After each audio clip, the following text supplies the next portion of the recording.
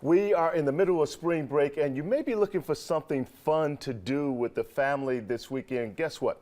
How about going to the U.S. Space and Rocket Center in Huntsville? They've got a brand new exhibit there, and here to talk about that is Tim Hall. So, Tim, thank you so much for being with us. You bet. Good morning to you. Big friend of the morning newscast here. This new exhibit, people get to find out what it's like to live and work in space. Tell us about it. What should they expect? Absolutely. Well, you know, a lot of folks don't realize that we actually do still have an International Space Station moving around about 250 miles out above the Earth. And this exhibit's phenomenal because it really does show you what it would be like to, to be put on one of the capsules and sent up to the International Space Station. You know, they're living there. Commander Kelly just came back after almost an entire year. Our exhibit shows you what it's like. I mean, it's all about the science on board. It's about going to the bathroom in space. It's about eating in space. And especially the young people that walk through art, they absolutely love it. It seems like it just thrills them to see, because we'll pull out a whole tray of food that NASA makes, and we say, this is what they eat. Right. This is breakfast, lunch, and dinner. You talked about Scott Kelly just coming back after being in space for a year. We were really fascinated by the fact that he came back 2 inches taller than his identical twin brother. Do they get to learn how things like that happen? Absolutely. We explain all of that. We try not to be over people's heads.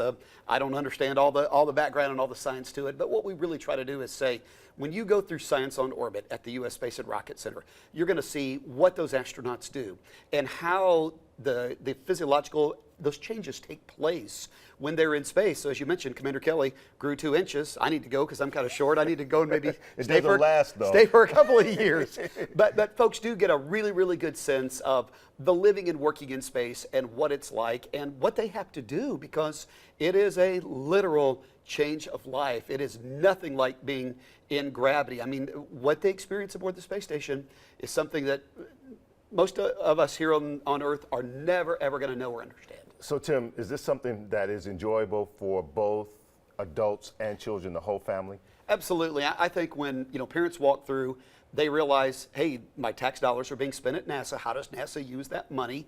Well, we're trying to make life on Earth a little bit better. The experiments that were taking place on the shuttle and now aboard the International Space Station, a lot of it is life science. It's about how we live and how we work. There are medical experiments that take place. So you get a really good grasp of what goes on aboard the International Space Station. And then for children, they get to see how astronauts, when they're spinning and tumbling over and shooting through, those different compartments, the different components aboard the International Space Station. It's good for children because it helps them understand that science is interesting. Science is actually, it's kind of cool. It is. And we want folks to know that. We want people to know that. And we want to inspire the next generation of scientists and doctors and architects and engineers. And the way to do that is to get them interested in math and in science, all those STEM-related areas. And that's what Science on Orbit is really all about. Science, technology, engineering, and math. And you also have the only shuttle stack available, right? We do. The full shuttle stack. When you drive up, a lot of people will come through our parking lot. They'll just stop and take a look. But it's an orbiter, the Pathfinder. It's the solid rocket boosters, and it's the external fuel tank. So for 25 plus years, the only one in the world has sat at the U.S. Space and Rocket Center in Huntsville, Alabama. And then, of course, 2 Saturn V rockets. We have a vertical and a horizontal. When you pull into Huntsville, you see the city's icon. It's 363 feet tall, giant rocket sitting out in front of the building. And then you go inside and you get to walk underneath the real thing. It's a national historic treasure. It's a landmark. So we're proud. Yes, we're very, very proud.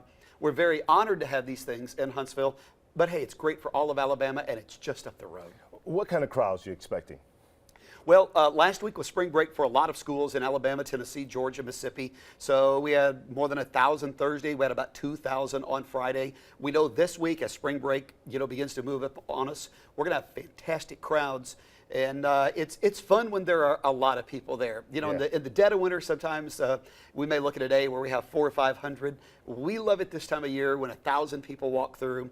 And the children are excited. They're running through the building museum. Adults are enjoying it. There's something for the entire family. And I love our restaurant. We call it the Mars Grill. And it's the last food for 33 million miles. Tim, thank you so much for coming by. We certainly appreciate it. And if you got some time, you got to go check that out. So thank you again. Fantastic. Thanks. All right.